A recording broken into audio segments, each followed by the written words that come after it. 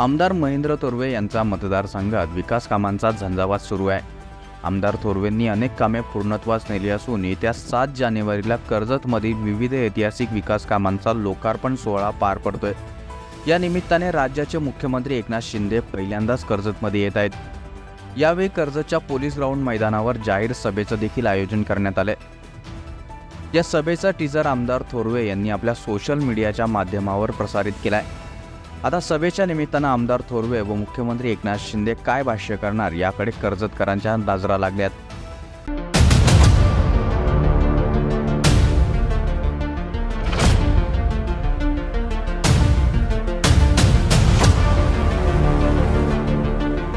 7 जानेवारीला कर्जतच्या पोलीस ग्राउंडवर ऐतिहासिक सभेच्या रूपाने होणार आहे।